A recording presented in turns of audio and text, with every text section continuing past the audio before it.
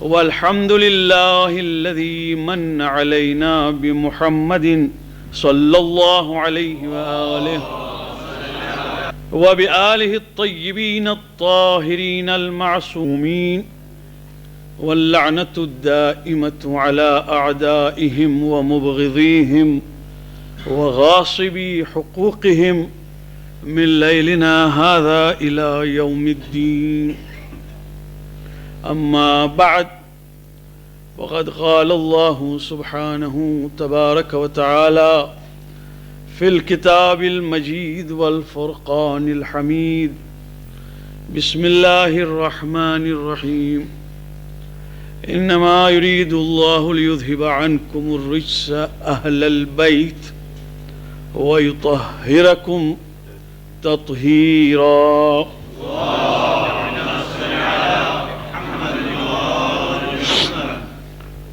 مومنین، اس سے پہلے کہ مجلس آگے بڑھے، ذرا جن لوگوں کے لیے پاسبل ہو وہ ذرا آگے آئیں. میں نہیں کہتا ہوں کہ تکلیف اٹھا کے آگے آئیں، مگر جگہ بہت تنگ ہے اور لوگ مومنین آ رہے ہیں اور اس طرف جگہ ہیں، لہٰذا اگر آگے تشریف لائیں گے تو دوسروں کے لیے. قرآن میں بھی حکم یہی ہے کہ جب کہا جائے جگہ کرو، جتنا ہو سکے جگہ کرو. صلوات پڑھو.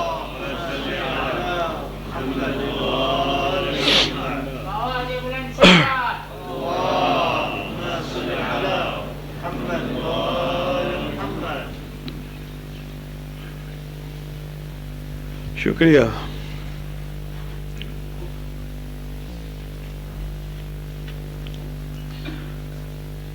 اہل بیت علیہ السلام کے چاہنے والوں کے ہاں جتنی بھی خوشی کی راتیں ہیں اور خوشی کے دن ہیں، ان سب میں سب سے زیادہ اگر کوئی خوشی کا موقع ہے تو وہ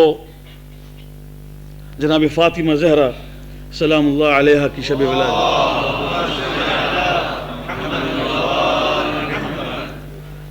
ابھی حدیث قصہ میں ایک عجیب بات کی طرف توجہ دلائی گئی کہ جب جبریل امین نے پوچھا پروردگارا ومن تحت الکسا، اس چادر کے نیچے کون کون ہیں، تو یہ کہا جا سکتا تھا اور یہ کہنا چاہیے تھا ہمارے نزدیک کہ بھئی اس میں پیغمبر ہیں، خود رسول اللہ ہیں اور رسول اللہ نے چادر اڑائی ہے، تو لہذا چادر کے نیچے جناب علی بن ابی طالب ہیں، فاطمہ زہرا ہیں، امام حسن ہیں اور امام حسین. یہ جواب ہو سکتا تھا، بلکہ شاید یہ جواب ہونا چاہیے تھا، مگر اس کی جگہ پر ابھی سنا آپ نے، اور یہ ہر روایت میں جس طریقے سے بھی حدیث قصہ وارد ہے اس میں یہی ہے ومن تحت الکسا، کون ہے؟ جبریل نے پوچھا. قال اللہ سبحانہ وتعالی ہم فاطمہ، وہ فاطمہ ہیں، وہ ابوہا ان کا باپ، وہ بعلہا ان کا شوہر، وہ بنوہا اور ان کے بیٹے. اس گھر کی طرف، اس چادر کی طرف توجہ دلائی خداوند کریم نے. فاطمہ زہرا سلام اللہ علیہا کا نام لیا اور باقی نسبتیں بتائیں، باپ ہیں، شوہر ہیں اور بیٹے. اور ائمہ علیہ السلام کی حدیث میں متواتر یہ ملتا ہے کہ اے مومنوں، جب کبھی خدا نخواستہ کسی بلا میں مبتلا ہو جاؤ، چھوٹی سے چھوٹی بلا یہ بتائی گئی ہے کہ اگر گھر کے باہر نکلو اور راستہ بھول گئے، یہ بھی ہو سکتا ہے، یعنی یہ کوئی بلا عظیم نہیں ہے، انسان راستہ ڈھونڈ لیتا ہے پوچھ کے بھی، مگر کبھی سفر میں اگر راستہ بھول جائے یا گم ہو جائے تو تکلیف ہے. مگر یہ چھوٹی سے گویا چھوٹی بلا اور چھوٹے سے چھوٹے امتحان کا تصور ہے، جس میں بھی یہ کہا ہے کہ اگر اتنی سی چھوٹی مصیبت میں بھی آ جاؤ تو اسی وقت کہو اللہم انی اسألک، اے پروردگار میں تجھ سے مانگتا ہوں بحق فاطمہ و ابیہا و بعلہا و بنیہا. اسی وقت فوراً دست غیب سے مدد پہنچتی ہے. اسی وقت جب کبھی کسی نے فاطمہ کا نام لیا اور اس کے بعد پنجتن کا وسیلہ دیا، کبھی وہ دعا رد نہیں ہوئی. یہ وہ مقام جناب فاطمہ زہرا سلام اللہ علیہا ہے کہ ایمان اور منافقیت کا معیار فاطمہ زہرا ہے۔ اگر فاطمہ کے دشمنوں سے محبت ہے تو شیعہ نہیں ہے، منافق۔ اور اگر فاطمہ زہرا کے دوستوں سے دوستی ہے اور دشمنوں سے دشمنی ہے تو یقیناً وہ اہل بیت کا چاہنے والا ہے۔ یہ معیار۔ فاطمہ زہرا سلام اللہ علیہا نے نہ میرے پیروں کو پکڑا ہے نہ آپ کے پیروں کو پکڑا ہے۔ خود پیغمبر اکرم نے فرمایا ہے کہ فاطمہ بضعۃ منی، فاطمہ جگر کا ٹکڑا، میرے جسم کا ٹکڑا، میرا ایک ٹکڑا ہے۔ من آذاہا فقد آذانی، جس نے فاطمہ کو دکھ پہنچایا اس نے مجھ کو دکھ پہنچایا۔ ومن آذانی فقد آذ اللہ، اور جس نے مجھ کو دکھ پہنچایا اس نے اللہ کو دکھ پہنچایا۔ اب تاریخ اٹھا کے دیکھیے، کچھ ایسے بھی لوگ تھے کہ جس کے واسطے بی بی نے کہا تھا کہ میرے جنازے میں نہ آئیں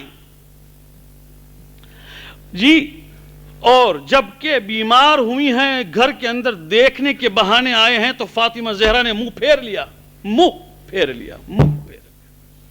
بھئی جن لوگوں سے فاطمہ نے منہ پھیر لیا اور جن سے کہا کہ میرے جنازے میں نہ آئیں، ان سے اگر دنیا محبت کروانی چاہے آج تو اتنا بتا دے کہ فاطمہ نے معاف کر دیا ہے کہ نہیں کیا۔ اگر نہیں کیا ہے تو ہم ہرگز ایسے لعنتیوں کے ساتھ محبت نہیں کر سکتے اور نہ اپنے دین کو فروخت کریں گے۔ لہذا معیار ایمان فاطمہ زہرا ہے۔ اگر مصیبت اہل بیت سلام اللہ علیہم اجمعین کو دیکھنا چاہتے ہو تو شروع ہوتی ہے فاطمہ زہرا سے مصیبت، اور اگر ان کے فضائل کو دیکھنا چاہتے ہیں تو فاطمہ زہرا سے۔ اور اسلام کے اندر عورتوں کے لیے ان کے حقوق اور ان کے شرف اور ان کی بزرگی کے لیے کوئی اپولوجیٹک ایٹیٹیوڈ نہیں ہے، حقیقت ہے۔ اسلام نے یہ کہا کہ ہم نے انسانیت کے دونوں ممبر بنائے، ہیومن سوسائٹی کے دو ممبر ہیں، ایک مرد اور ایک عورت، ختم ہو گئی بات، بہت سمپل ہے۔ دونوں کسی نہ کسی فریضے کے لیے پیدا کیے گئے ہیں۔ آدم جب تک تنہا تھے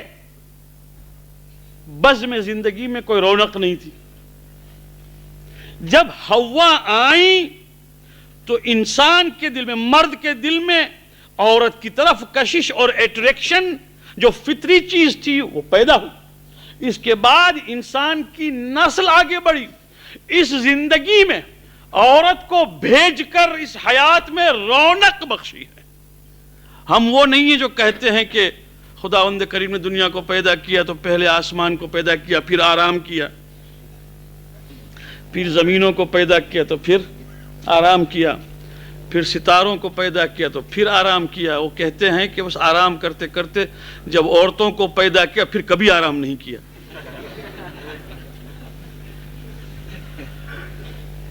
بلکہ ہمارے ہاں یہ ہے کہ عورت کو پیدا کر کے زینت بخشی، عورت کو پیدا کر کے رونق عطا کی، انسانیت کے اندر ایک چار چاند لگا دیے ایک عورت۔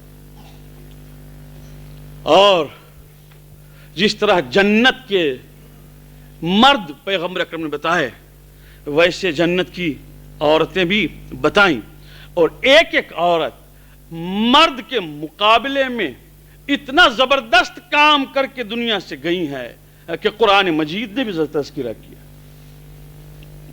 فرعون بہت بڑا بادشاہ ہو جس نے خدائی کا دعویٰ کیا، انا ربکم الاعلی، میں تمہارا سب سے بڑا خدا ہوں۔ اس کے گھر کے اندر ایک عورت ہے، اس کی بیوی، جس کا نام ہے آسیہ۔ آسیہ، عائشہ نہیں بھائی، آسیہ۔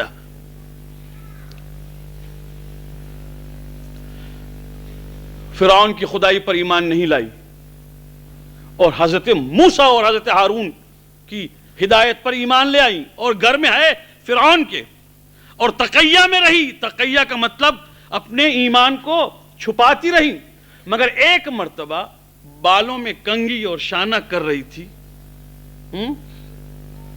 اور وہ جو کنگھی کر رہی تھی وہ کنگھی گر گئی ہاتھ سے، تو ہاتھ سے گرتے ہی تو کہا خدا لعنت کرے ان تمام خداؤں پر جو خدائی کا دعویٰ کرتے ہیں۔ تو جو مشاطہ تھی، یعنی جو آج کل کی زبان سے کہوں تو بیوٹیشن جو تھی، جو کہ وہ کنگھی کر رہی تھی، وہ تو فرعون کو خدا سمجھتی تھی۔ اس نے ایک مرتبہ گھبرا کے کہا آپ نے یہ کیا کہہ دیا، یعنی سارے خداؤں پر لعنت بھیج دی، آپ کو نہیں پتا کہ ہمارا رب فرعون ہے؟ تو فرمایا فرعون پر بھی لعنت، گھر کے اندر۔ یعنی یہ تاریخ میں آپ کو ملے گا کہ فرعون نے اتنا عذاب اور اتنا دکھ درد پہنچایا اس اپنی بیوی کو، مگر مرتے دم تک یہ کہتی رہی کہ میں ایمان لائی ہوں تو رب موسیٰ اور رب ہارون۔ آسیہ وہ کہ جو فرعون کے گھر میں رہ کر ایمان کی صدا بلند کر سکے، اس کو عورت کہتے ہیں۔ اور بندہ پرور اگر کسی بے نمازی کی نمازی بیوی ہو تو مجھے امید ہے کہ کوئی نہ کوئی دن اس بے نمازی کو وہ نمازی کر دے گی، روز کہہ کر کہ پڑھو میاں نماز پڑھو، مر جاؤ گے تو جہنم۔ مگر اگر عورتوں نے ہی ترک کر دیا تو پھر واویلا ہے۔ اسی واسطے قرآن مجید میں مختلف جگہوں پر عورتوں کا تذکرہ حضرت مریم اتنا پاک کیا کہ بائبل میں بھی حضرت مریم کا اس پاکیزگی کے ساتھ تذکرہ نہیں ہے۔ بس اتنی سی بات ہے کہ اپنے حکم سے، اپنا حکم ہے، مریم جاؤ اپنے بچے کو لے کر جاؤ۔ یہ مرد ہو تو مرد بھی ایک مرتبہ سوچے کہ جہاں کوئی جسٹیفیکیشن نہ ہو وہاں میں کروں گا کیا، جواب کیا دوں گا۔ ایک عورت جا رہی ہے، بچہ ساتھ ہے، شادی ہوئی نہیں ہے، میں تو بعد کی فضیلت تو بعد میں بیان کروں، پہلے تو میں حضرت مریم کی اس ایمانی طاقت کی قدر کروں کہ پوری دنیا شک کرے کہ یہ پاک نہیں ہے عورت، اس لیے کہ بغیر شادی کے بچہ کہاں سے لائی، اور یہ اپنے عقیدے میں اتنی راسخ ہے کہ مجھے بچانے والا اگر ہے تو میرا پروردگار ہے۔ اتنا عقیدہ تو مردوں میں بھی نہیں ہوتا۔ گئیں، خبردار مریم نہ کہنا، کچھ نہ کہنا، لوگ اگر پوچھے تو اشارہ کرنا بچے کی طرف، مگر کہنا نہیں کچھ بھی۔ یہ کہنا انی نذرت للرحمن صوما، آج میں نے خاموشی کا، چپکیدی کا روزہ رکھا ہے بس۔ فاشارت الیہ، جب لوگوں نے پوچھا ہاں یہ بچہ کہاں سے آیا تو اشارہ کیا بچے کی طرف، زبان سے کچھ نہ کہا۔ تو جو کہنا چاہیے تھا لوگوں کو، لوگوں نے وہی کہا۔ قالوا کیف نکلم من کان فی المہد صبیا، ایک چھوٹا سا بچہ ہو جو ابھی گہوارے میں ہو، اس کے ساتھ ہم کیسے بات کریں؟ یہ کہنا تھا کہ بچے نے آواز سے اپنی نبوت کا اور اپنی پاکیزگی کا اعلان کیا۔ قال انی عبد اللہ آتانی الکتاب وجعلنی نبیا، ایک مرتبہ عیسیٰ بول اٹھے اسی وقت جب کہ ہاتھوں میں تھے، میں ہوں اللہ کا بندہ، مجھے کتاب دی ہے اور مجھے نبی بنا کے بھیجا ہے۔ مریم کیا راسخ الاعتقاد ہے ماں کہ جو بچہ بول رہا ہے اس سے پہلے یہ کہہ دے کہ میں پاک ہوں اور مجھے بچانے والا میرا خدا ہے۔ عورت کون کہتا ہے کہ اسلام نے کہا ہے کہ عورتیں جو ہیں وہ سیکنڈ گریڈڈ ہیں؟ کون کہتا ہے کہ اسلام نے کہا ہے کہ عورتوں کا کوئی مقام نہیں؟ کون یہ کہتا ہے کہ ان کو جاہل ہم نے اگر رکھا تو اسلام نے رکھا یا ہم نے رکھا؟ اگر علم یہی ہے کہ عورتوں کو پڑھانے کے بعد بازار میں رکھ دو، یہ علم ہے تو البتہ اسلام نے اس کے اندر کوالیفیکیشن رکھی۔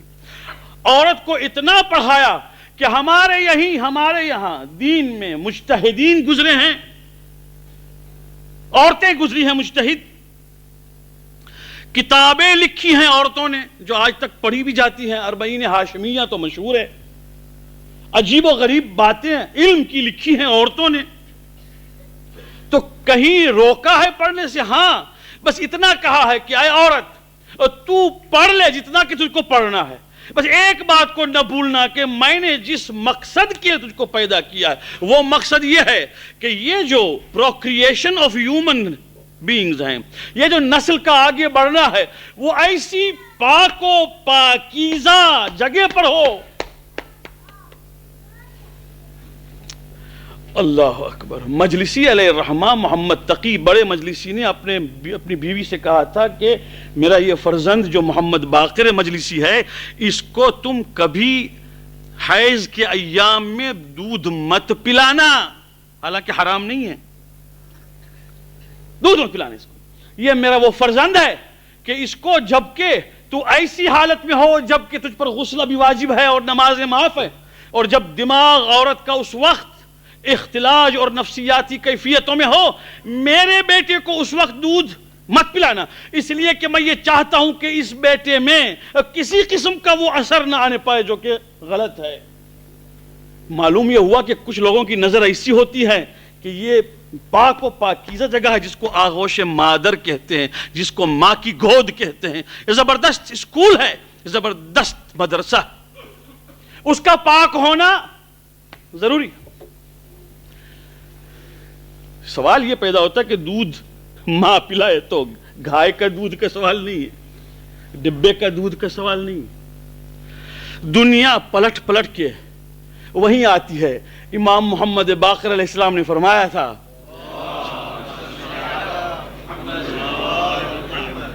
کہ مغرب جاؤ گے مشرق جاؤ گے، ایسٹ جاؤ گے ویسٹ جاؤ گے، مغرب جاؤ گے مشرق جاؤ گے، پلٹ پلٹ کے اسی گھر پہ آؤ گے۔ یہ کہا تھا امام نے، مغرب جاؤ گے مشرق جاؤ گے، ایسٹ جاؤ گے اور ویسٹ جاؤ گے، پلٹ پلٹ کے اسی گھر پہ آؤ گے، ہم نے جو بتایا ہے اسی قبول کرو گے۔ اب ڈبے کا دودھ بھی اور گائے کا بھی دودھ پلایا اور گدھی کا بھی پلایا، اونٹنی کا بھی پلایا، سب جانوروں کا دودھ پلا پلا کے دنیا اب پلٹ پلٹ کے اب کہتی ہے کہ ماں کا دودھ جو ہے وہ دودھ ہے، باقی سب بیکار ہے۔ کمبختو کب سے ہم نے کہا تھا تم کو؟ کوئی آج کی بات تھی؟ مگر اس وقت سوچا نہیں۔ تو اگر یہ ماں کا دودھ جو ہے پر اثر ہے تو اس آغوش میں ہو کہ جس آغوش میں دماغی کیفیتیں پاک ہوں، بس ماں دودھ پلا رہی ہے اور ذہن میں کیا ہے، یا قرآن مجید کی کوئی آیت ہے، یا مثلا حدیث قصہ ہے، یا پاک و پاکیزہ خیالات ہیں، تو ماں دودھ پلا رہی، ٹھیک ہے، اچھا ماں دودھ پلا رہی ہے اور سامنے ہے وہ ڈالاس اور ساری اریانیاں، اور پھر اس کے بعد ہم کہتے ہیں ملا صاحب کیا کرے جناب کیا کرے، گجراتی میں کہتے ہیں آبے تھگڑو مارتا نہ تھی، جب آسمان پھٹتا ہے تو کہاں پیچ لگائیں گے آپ، کہاں لگائیں گے پیچ؟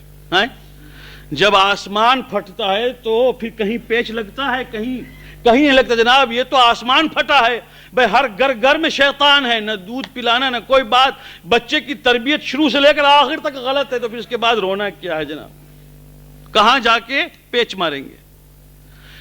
دوستو اتنی زبردست چیز ہے شرافت زن، عفت زن، پاک دامنی زن، عورت کی پاک دامنی، اور یورپ آج ہمیں یہ سمجھا رہا ہے، امریکہ یہ سمجھا رہا ہے، مفکرین سمجھا رہے ہیں کہ چیسٹیٹی از نو ورچو، اور شریعت یہ کہتی ہے کہ پاکیزگی اور chastity is a virtue, essential virtue of a women.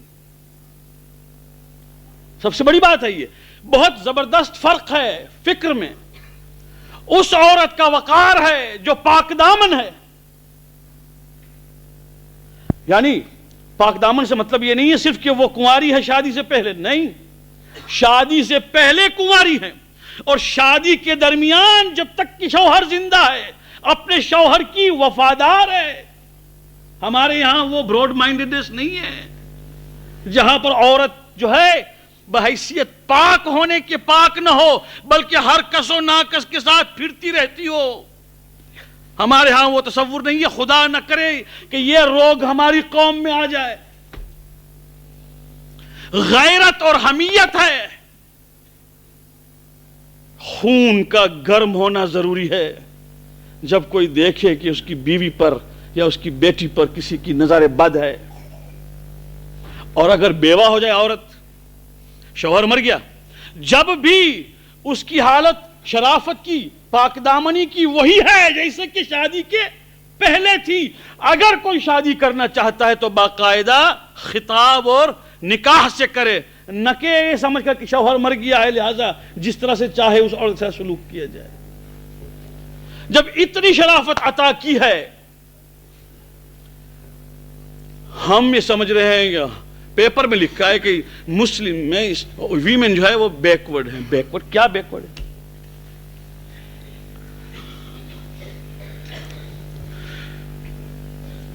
پیغمبر اکرم صلی اللہ علیہ وآلہ وسلم جب مردوں میں اسلام کی تعلیم دے رہے تھے تو دو صورت تھی. عورتیں کبھی کبھی آتی تھی، کیا کریں، آتی تھی اور کہتی تھی یا رسول اللہ بتائیے اس کا مسئلے کا حکم کیا ہے. تو فرماتے تھے جاؤ فاطمہ کے پاس، جاؤ میری بیٹی فاطمہ کو.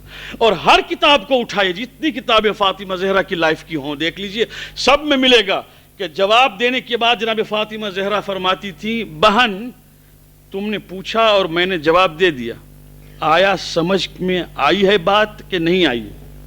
اگر بات سمجھ میں نہیں آئی ہے تو پھر پوچھو. واللہ فاطمہ کبھی جواب دینے میں تھکے گی نہیں، تم پوچھتے جاؤ میں جواب دیتی جاؤں گی. یعنی یہ جب تک کہ یقین نہ ہو جائے کہ سمجھنے والے نے، پوچھنے والے نے مسئلے کا جواب سمجھا ہے، اس وقت تک فاطمہ زہرا جانے نہیں دیتی تھی. تو اب وہ فاطمہ زہرا اگر اللہ کے حکم کو نہیں جانتی تھی تو حکم دے نہیں سکتی تھی، جانتی تھی تو حکم دیتی تھی. ماننا پڑے گا کہ رسالت کے کام میں محمد کی شریک فاطمہ ہے. ٹھیک ہے، تو کیا فاطمہ جاہل تھی؟ لا حول ولا قوت الا باللہ. تراز المذاہب میں ان کے مؤلف نے لکھا ہے کہ کوفے کے اندر امیر المومنین علیہ السلام کی خلافت ظاہری کا زمانہ تھا. کوفے کی عورتوں کو تفسیر قرآن جناب زینب پڑھاتی تھی. اور امام حسین علیہ السلام روایت کرتے ہیں کہ ایک مرتبہ گھر میں اتفاقاً میں جب داخل ہوا تو میں نے دیکھا گھر میں تو کوئی نہیں، بام خانہ یعنی اوپر سقف، گرمیوں کے دن میں نے محسوس کیا کہ عورتیں بہت سی ہیں. تو میں نکلنے لگا گھر سے باہر، تو میں نے میری بہن جناب زینب کی آواز سنی کہ وہ ان کوفے کی عورتوں کو سمع اللہ لمن حمدہ کی تفسیر سمجھا رہی تھی. سمع اللہ لمن حمدہ نماز میں ہم پڑھتے کہ اس کا مطلب کیا ہے. جاہل تھی. او خلافت مآب حضرت ابو بکر کے زمانے میں جب علی ابن ابی طالب کو گھر سے زبردستی گھسیٹا گیا تھا تو فاطمہ زہرا مسجد نبوی میں آ کر مسلمانوں کے سامنے کھڑی ہوئی اور وہ خطبہ پڑھا ہے. آج بھی کتابوں میں وہ خطبہ موجود ہے. اور اس ابھی برخوردار فرزند نے یہ کہا کہ اس خطبے کے جملے ایسے ہیں کہ واقعاً کوئی اس کا ترجمہ نہیں کر سکتا ہے جب تک کہ عربی زبان کا ماہر نہ ہو، اور مہارت کے بعد ترجمہ کرنے کے بعد اس کے مفہوم کو نہیں سمجھ سکتا جب تک کہ مجتہد نہ ہو. آج بھی میری یہ چیلنج ہے، جب تک کہ وہ اجتہاد کا درجہ نہ رکھتا ہو اس کنہ تک نہیں پہنچ سکتا جس کنہ سے فاطمہ زہرا بول رہی تھی. اس لیے ہم محتاج ہیں کہ آج بھی بی بی فاطمہ زہرا کے خطبے کو اور ان کے ایڈریس کو سمجھنے کے لیے بڑے بڑے مجتہدین کی کتابوں کو پڑھتے ہیں کہ کیا کہا فاطمہ زہرا نے. یہ جاہل تھی. اور یزید کے دربار میں زینب بنت علی کا کھڑے ہو کر وہ خطبہ پڑھنا کہ جس سے پورا دربار ہل جائے اور یزید یہ کہے کہ نہ معلوم ہے زینب بول رہی ہے کہ علی ابن ابی طالب بول رہے ہیں. زینب جاہل تھی. تو جب اسلام کی عورتیں جو ماڈل بن کے نکلی تھیں وہ کوئی جاہل نہیں تو کس نے کہا تھا کہ اسلام کی عورتوں کو جاہل رکھو؟ بھائی سوال اور تھا، لوگوں نے کچھ اور کہا ہے. اصل میں بات کچھ اور ہے. دل میں کیڑا کسی اور قسم کا ہے اس کو کوئی بیان نہیں کرتا. بات یہ ہے کہ حجاب پہن کر اسکول جاوے کہ نہ جاوے، یہ بات اصل اس کو کوئی بیان نہیں کرتا. کیونکہ اگر جائیں گے تو حجاب پہن کے جائیں گے تو کہاں تک جائیں؟ ارے کیوں؟ آج کی بات ہے، ہم نے افریقہ میں ایسی خاندان کی عورتوں کو دیکھا ہے جس زمانے میں کیمبرج بہت کچھ ہوا کرتا تھا، میٹریکولیشن، اور کیمبرج ایک بہت زبردست اٹینمنٹ کہلاتی تھی. جی آپ کیا ہیں؟ تو کہ میٹرک ہیں، جلدی شادی ہو جاتی تھی. کیمبرج ہیں اس زمانے میں. پھر آگے بڑھتے بڑھتے پھر بی اے ہوئے، ایف اے ہوئے، کیا کیا ہوئے، جو کچھ ہوا. اب آج یہ ہے کہ جب تک کمپیوٹر سائنس جانتا نہ ہو شادی نہیں ہوتی. الیکٹرانک ایج ہے بھائی. مگر اس زمانے میں کیمبرج اور میٹریکولیشن بہت تھا، ظلم ہو گیا. اس زمانے میں ہم نے چند پابند خاندان کی خاتون کو دیکھا کہ جو کیمبرج اور میٹرک جو بھی تھا اس کی ایگزام میں چادر اور پردہ پہن کے گئیں، اور وہ بھی پورا پردہ. یہ آج کل کا وہ جو سکارف ہی نہیں بھائی، پورا پردہ پہن کے گئیں اور باقاعدہ ایگزامینیشن دے کے واپس آئیں. وہ 20-25 سال پہلے کی بات ہے. اور پاکستان کے کورٹ کی ایک جج صاحبہ بالکل پردہ نشین، یہاں تک کہ ہاتھوں پر بھی گلوز لگا کے مقدمہ چلاتی تھی، وکیلوں کو سنتی تھی اور فیصلہ بھی سناتی تھی. باپ بھی جج اور خود بھی میجسٹریٹ، اور پورا گھر خاندان جو تھا قانون کے اندر بہت آگے بڑھ چکا، مگر پردہ نشین. کیا کہنا؟ کس نے کہا تھا؟ میں یہ کہتا ہوں انگریزی میں کہا کرتے تھے stone walls and iron bars do not a prison make. یہ انگریزی میں کہتے ہیں stone walls and iron bars do not a prison make.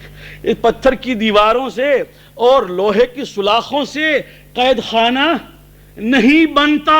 نہیں بنتا، بنتا ہے. لندن میں رہتے ہیں، اگر کبھی ٹاور برج میں گئے ہیں دیکھ، نہیں گئے جائیے گا. اگرچہ میں دعا تو نہیں کرتا اس لیے کہ وہ زیارت نہیں ہے، مگر بھائی جس ملک میں رہو تو اس ملک کی کچھ نہ کچھ چیزوں کو بھی دیکھو. یہ وہی ہے جہاں پر بہت سے بڑے بڑے سائنسدانوں کو گرفتار کر کے رکھا گیا تھا. ہاں، گیلیلیو کو بھی قید خانے میں رکھا گیا تھا جب اس نے کہا تھا کہ دنیا پھرتی ہے. ایک زمانہ تھا جب کہتے تھے کہ ارتھ از دا سینٹر. اس نے توڑ دیا اس سینٹرل سچویشن کو یہ کہہ کر کہ ارتھ جو ہے وہ سینٹر نہیں ہے آف کریشن، بلکہ وہ بھی پھرتا ہے، گلوب ہے کہ جو پھرتا ہے.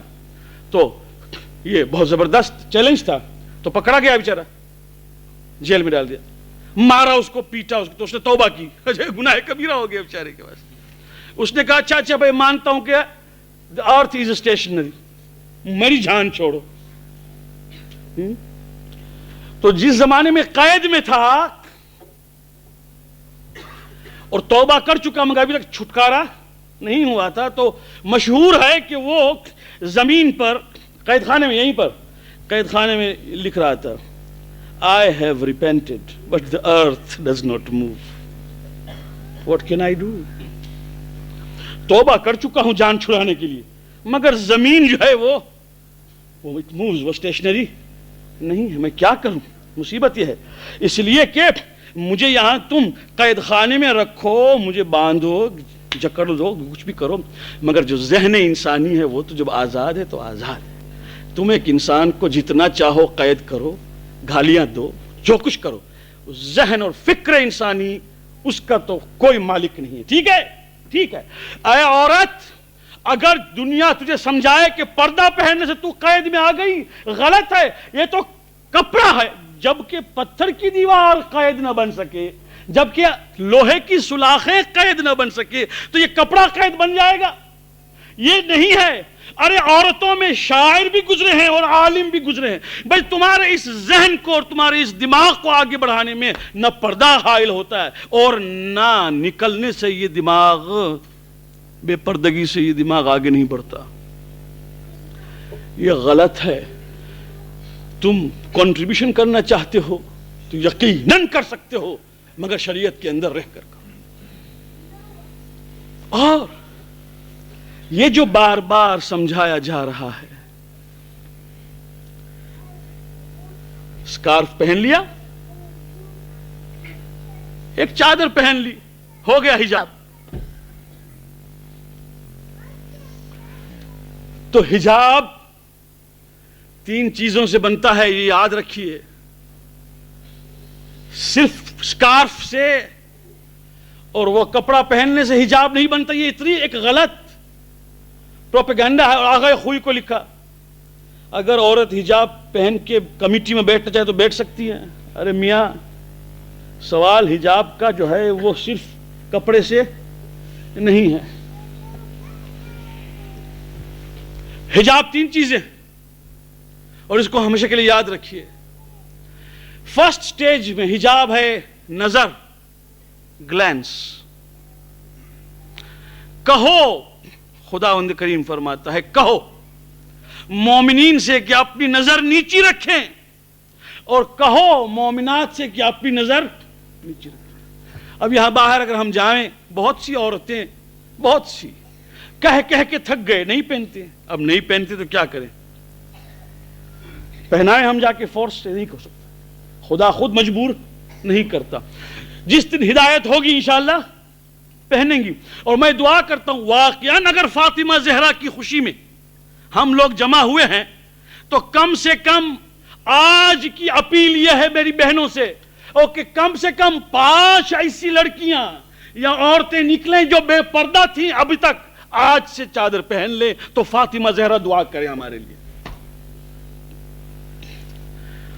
مرضی آپ کی، مگر جب وہاں ہم جائیں گے تو یہ مجھے دیکھنے کی ضرورت نہیں ہے کہ کسی نے چادر سر پہ رکھی ہے یا نہیں، میری نظر نیچی رہے۔ اور اس نے اگر پردہ نہیں پہنا ہے کہ پہنا ہے، پہلا کام یہ ہے کہ اپنی نظر نیچی رکھے، یہ ہے پہلے۔ دوسری چیز پردے میں یہ ہے کہ لباس بھی ویسا ہی ہو، جیسے کہ کہا گیا شریعت میں کہ بالوں کو چھپائیں اور اوپر کے حصے کو بھی چھپائیں تاکہ شیپ جسم کا دکھائی نہ دے، ہاتھوں تک اور پیر کو چھپائیں۔ اور تیسرا جو ہے وہ unnecessary free mixing جائز نہیں ہے، بیکار کوئی چیز نہیں، بس بیٹھے ہیں باتیں کر رہے ہیں اس لیے کہ حجاب میں ہے، نہیں بھائی، ضرورت کی بات اور ہے۔ ضرورت میں کیا ہے؟ مدرسہ چلا رہے ہیں آپ، لیڈیز ٹیچرز بھی ہیں اور جینٹس بھی ہیں۔ لیڈیز ٹیچرز کی ضرورت کیا ہے کہ جینٹس کے ساتھ بیٹھ کے گپ شپ ہانکے؟ ضرورت نہیں، مگر اسکول کے ادارے میں چلانے میں پڑھانے میں ضرورت ہے۔ ہیڈ ماسٹر سے ملے، ٹیچر سے ملے، کچھ ڈسکشن کریں اور چل دیں، نہ کہ بیٹھ کے ساتھ بیٹھ کے چائے پیئیں اور گپ شپ ہانکیں۔ یہ غلط ہے، یہ غلط ہے، یہ غلط ہے، یہ جائز نہیں ہے۔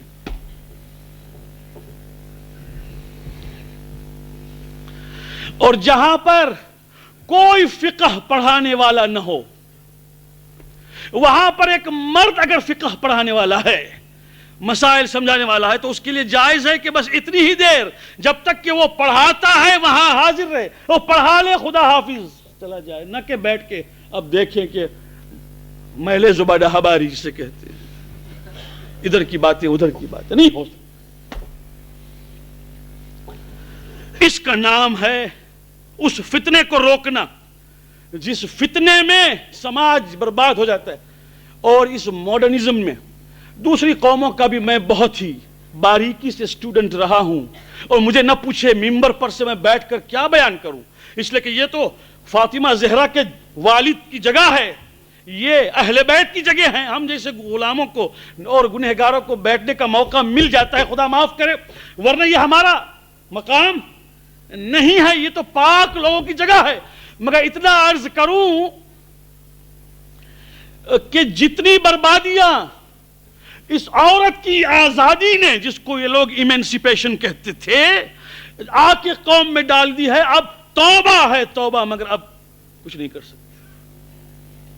80 سال کی ڈوسی ماں جو کل تک باقاعدہ پچھیڑی اور یہاں تک فروک پہنتی تھی، وہ ایک رات میں شارٹ فروک پہننے لگ گئی، اور وہ اتنی لمبی ایڑی کا جوتا جس کو چل بھی نہ سکے، چلتے چلتے 10 مرتبہ گرے، مگر یہ اتنا ہی ہے کہ صاحب کا فرمان آیا ہے، اور صاحب کے فرمان پر عورت ننگی ہو جانے کے لیے تیار ہے، خدا کے فرمان پر عورت اپنی عزت سنبھالنے کے لیے تیار نہیں۔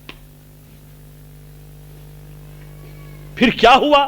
ایک قیامت ہو گئی، قوم کہاں پہنچی وہ خدا جانے۔ یہاں پڑھتے ہیں اور اس کے بعد بھی ہر چوتھی ولادت، ہر چوتھی ولادت، ایوری فورتھ برتھ، ان کی سوسائٹی میں، ہماری سوسائٹی کی بات نہیں کرتا، خدا بچائے، ایوری فورتھ برتھ از الیجیٹیمیٹ، حرام ہے، ولد الحرام، ان کی سوسائٹی میں۔ اور اس کے بعد بھی فخر ہے کہ ہم ویسا ہی کرنا چاہتے ہیں۔ ہم کیسے کریں بھائی؟ طیب ولادت اور پاکیزگی بچوں کی اور پیدائش کی پاکیزگی، یہ فیملی کی شرافت ہے کہ نہیں؟ اور فیملی یونٹ میں سب سے شریف اگر کوئی چیز ہے تو وہ عورت ہے، سب سے شریف۔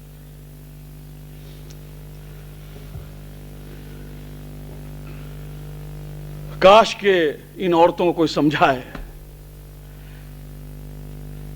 تمہیں کس نے روکا ہے کہ تم، اے میری بہنوں، آپس میں بیٹھ کر اپنے مسائل کو حل کرو؟ کس نے روکا ہے؟ اپنے پرابلمز کو خود حل کرو، کس نے روکا ہے؟ سوال ہوتا ہے، ملا صاحب ہم کو سوئمنگ کے لیے جانا ہے، اچھا اب کیا کرنا ہے؟ کوئی نہیں پوچھتا ہے کہ ہم کو قرآن پڑھنا نہیں آتا ہے، پڑھاؤ، ہم کو قرآن کی تفسیر سمجھاؤ، ہم کو فاطمہ زہرا کی، ہم کو سوئمنگ جانا ہے۔ اچھا نہیں جا سکتے اس لیے کہ عورتیں نہیں ہم عورتیں اکیلی جائیں گی۔ اچھا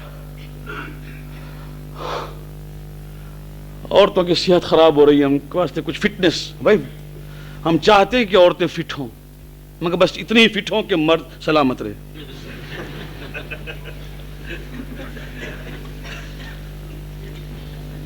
کس نے کہا تھا گھر میں بیمار عورتیں ہوں؟ کسی نے نہیں کہا تھا گھر میں بیمار عورتیں ہوں۔ بھائی جن چیزوں کو شریعت نے اپنی جگہ پہ اجازت دی ہے وہ اجازت ہے، کسی عورت کو روکا نہیں شریعت نے کہ تم اپنے آپ کو حسن و جمال میں، بیوٹی میں اپنے آپ کو کمال تک پہنچاؤ، جتنے بیوٹی کے ایڈز ہیں ان کو تم استعمال، روکا ہے؟ بس ان چیزوں کو روکا ہے جس سے وضو نہ ہو، وہ ٹھیک ہے نہیں روکا ہے۔ وہ جو ڈالتے ہیں کیا کہتے ہیں اس کو، جو نکلتا ہی نہیں، وہ نیل پالش۔ شادی کی رات ہے آج، انشاءاللہ کسی دلہن نہیں ڈالے، مگر اگر ڈالا ہے تو وہ وضو کیسے کرے گی؟ اس لیے کہ وہ تو پانی کو روکتی ہے، وہ غسل کیسے کرے گی؟ سوال ہے کہ نہیں؟ وہ جو سر کے اوپر جو بال بنتا ہے اس کو کیا کہتے ہیں؟ اس کو جو اونٹ کی پیٹھ کی طرح بنتا ہے اس کو کیا کہتے ہیں؟ ہنی کام، بی ہائیو جو کہتے ہیں۔ اس میں پوچھنا سوال یہ ہے کہ مسا کر سکو گی میری بہن؟ اگر نماز اور وضو کے لیے مسا کر سکو گی تو ٹھیک ہے، ڈبل بناؤ، مگر اگر مسا نہ کر سکو گی تو نماز صبح کیسے پڑھو گی؟ اس لیے کہ لوگوں نے بتایا ہے کہ اس کو جب باندھتے ہیں تو پھر 3 دن تک نہیں کھلتا، مجھے نہیں پتا۔ تو یا تو اس خدا کے لیے ہو، شادی ہو رہی ہے، خدا بند کریم سکھی رکھے ہمیشہ کے لیے، شاد و آباد رکھے۔ ہم تو دعا کرتے ہیں کہ تمہاری گود پھلے پھولے، کبھی فیملی پلاننگ نہ کرو، اور تمہیں خدا ایسی اولاد دے کہ ہر بچہ یہ کہے لا الہ الا اللہ محمد الرسول اللہ علی ولی اللہ۔ مگر کب ہو؟ اس وقت ہو میرے بھائیوں اور میری بہنوں کہ جب آج رات کو دلہن اپنے گھر جائے گی تو اللہ کہتا ہے کہ ملائکہ میرے ساتھ جائیں گے، فرشتے ساتھ جائیں گے، مبارکباد دیتے جائیں گے، مؤمنہ جا رہی ہے ایک مؤمن کے گھر، یہ دعائیں ساتھ ہوں گی۔ وہاں پر یہ حکم تھا، اب نماز صبح واجب ہے۔ طرفہ یہ ہے کہ پوچھتے کہ وہ 2 رکعت نماز جو پڑھنے کے وہ سنت ہے، ابھی جو پڑھیں گے اور نماز صبح جو صبح کی ہے وہ ہے واجب. وہ ملا صاحب وہ دعا لکھ کے دیجیے. بھائی دعا بعد میں لکھوں گا, پہلے اس کو صاف کرو, یہ ریموور ڈال کے اس کو صاف کرو. اس لیے کہ یہ کیسے وضو کرو گی؟ وہ دعا تو پڑھی جائے گی بعد میں, مگر پہلے نماز صبح. لا الہ الا اللہ. کیا سمجھایا گیا عورتوں کو کہ ان ملاؤں نے مل کر تمہاری روح قبض کر لی ہے. اور میں یہ کہتا ہوں کہ ملاؤں کو کیا حق تھا کہ کسی کی روح قبض کریں. رسول اللہ نے اور خدا نے تمہیں پیدا کیا ہے اور جس راستے پر تمہیں چلایا ہے, واللہ اے عورتوں اگر تم اسی راستے پہ چلو تمہاری عزت ہمیشہ اجاگر رہے, کسی کی مجال نہیں کہ تم پر کوئی آ کے سپریشن کرے.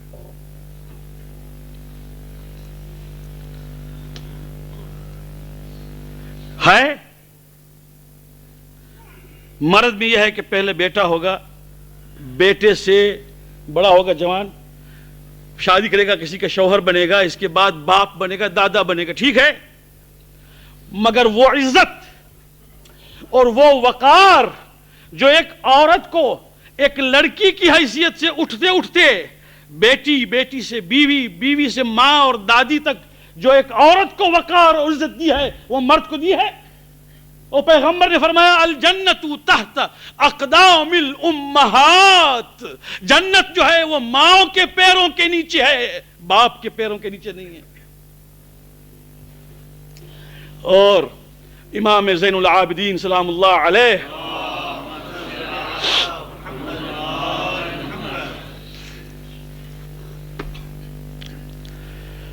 ان کی والدہ کا انتقال ہو گیا تھا, ان کی ماں کا انتقال ہو گیا تھا. جبکہ پیدا ہوئے امام زین العابدین علیہ السلام, کچھ دنوں کے بعد ان کی ماں کا دنیا سے انتقال ہو. مگر ان کی سٹیپ مدرز تھیں, باپ کی دوسری بیویاں تھیں. ایک ان میں سے بہت دیر تک زندہ رہی. امام زین العابدین ان کو ماں کے طریقے سے ہمیشہ ساتھ رکھے ہوئے. یاد رکھیے ریئل مدر نہیں ہے, سٹیپ مدر ہے. جب کھانے کے لیے بیٹھتے تھے تو مولا پہلے اپنی ماں کو کھلاتے تھے, اور جب کھا چکتی تھی اماں اس کے بعد بیٹھ کر کھاتے تھے. تو کسی نے کہا آپ ماں کے ساتھ اگر کھائیں تو بہتر ہے, آپ ماں کے ساتھ کھائیے, ماں کو کھلا دیتے ہیں اس کے بعد بیٹھتے ہیں. جواب جو دیا ہے وہ سنیے. فرمایا کہ میں جانتا ہوں دل بھی چاہتا ہے کہ ماں بیٹھتی کھا رہی ہوں میں بھی ساتھ کھاؤں, مگر ڈرتا ہوں کہ کہیں کسی ایک کھانے پر ماں کا ہاتھ بڑھے اور میرا بھی بڑھ جائے تو ماں کی بے عزتی ہوگی.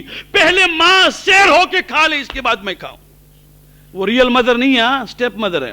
یہ وقار عورت کا بحیثیت ماں کے جو اسلام میں ہے وہ کہیں نہیں تصور میں آئے گا.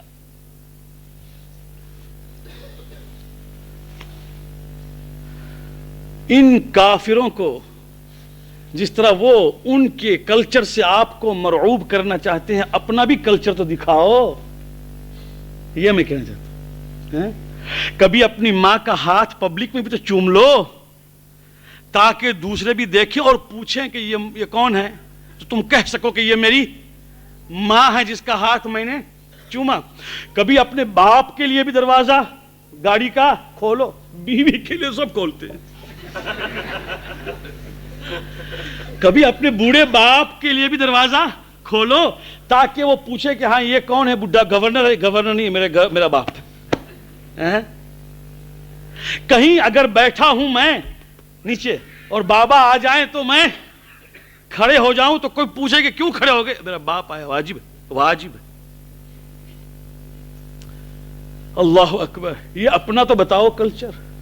اپنی ماں کو سویرے اٹھ کے سلام علیک کہنا یہ بھی تو ہے. تو جناب باتیں اتنی ہمارے ہاں ہیں, وہ سب کو چھوڑ کے عورتوں کو یہ دن رات کہنا کہ تم کو جاہل رکھا اسلام نے, اور یہ گارڈین نے لکھا ہے اور ٹائمز نے لکھا ہے. ان لوگوں کو اور آتا کیا ہے سوائے یہ کہ اسلام کے خلاف باتیں. اور ایک آخری بات کہتا ہوں بس ختم, اس کے بعد دعا ہے ان لوگوں کے لیے جن کی شادیاں ہیں. عورت کے لیے آخری اور سب سے زبردست زینت یہ ہے, اور یہ سنیں میری ماں ہیں اور بہنیں, سنیں جوان بھی اور بڑھیا, کہ عبادت میں زیادہ زور دیں. عبادت عبادت. نماز پڑھنے کے بعد قرآن کی عادت رکھو, کچھ دعائیں پڑھو, کچھ زیارتیں پڑھو, کچھ ورد رکھو. اس لیے کہ فاطمہ زہرا سلام اللہ علیہا کی سیرت ہے. اتنی عبادت کی کہ امام حسن فرماتے ہیں کہ ہم یہ سوچتے تھے کہ اماں سارا دن مصلی پر رہیں گی اور عبادت کرتی تھی اور خوف خدا میں روتی تھی, اور وہی فاطمہ زہرا کے علامہ اقبال کہتے ہیں, اور عجیب و غریب بات کہیں, ان ادب پروردے صبر و رضا آسیہ گردون و لب قرآن سرا. فاطمہ زہرا وہ فاطمہ جس کی پرورش صبر و رضا میں ہوئے, صبر بھی کی, اللہ کے حکم پر رضا راضی بھی رہی. ٹھیک ہے. آسیہ گردون و لب قرآن سرا, چکی بھی چلا رہی ہے اور قرآن بھی پڑھ رہی ہے. یہ گھر کا کام چھوڑا نہیں ہے, چکی چلا رہی ہے اور قرآن بھی ہے, خدمت ہو رہی ہے شوہر کی, بچوں کی, اور قرآن بھی پڑھ. آسیہ گردون لب قرآن سرا اشکہایش چید جبریل امی وہ ہم چو شبنم ریخت بر عرش بری. راتوں کو خوف الہی میں رونے والی فاطمہ زہرا کے آنکھوں کے آنسوؤں کو جبریل امین نے جمع کیا ہے اور فخر کے ساتھ عرش کے اوپر اس پانی کو بہایا ہے جو فاطمہ کے آنسو. آخر میں کہتے ہیں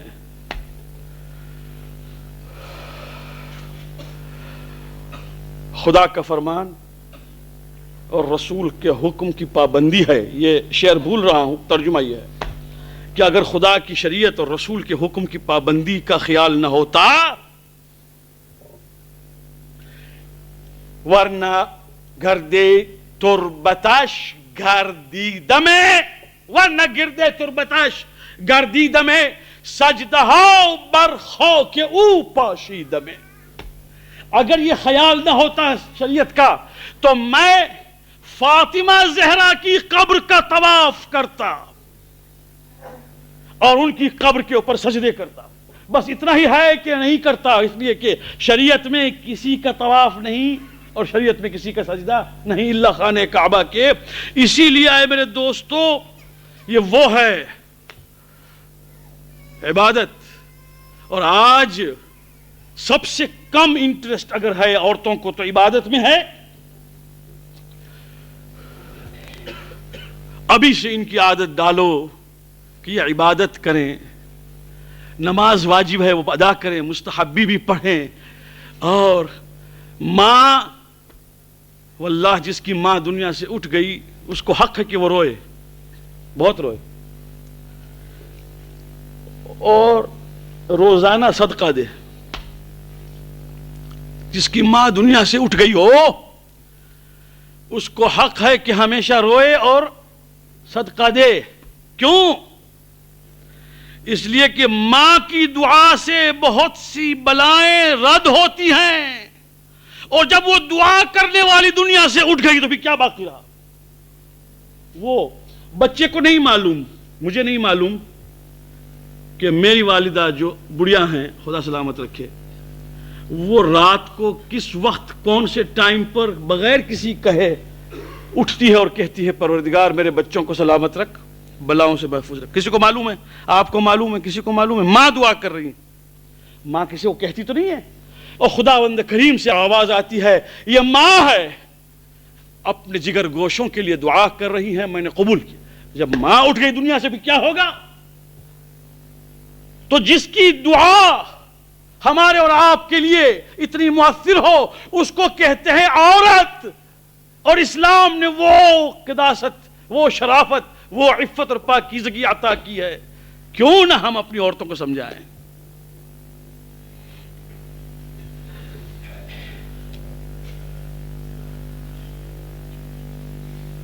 تو آج دو جا رہی ہیں اپنے شوہر کے گھر.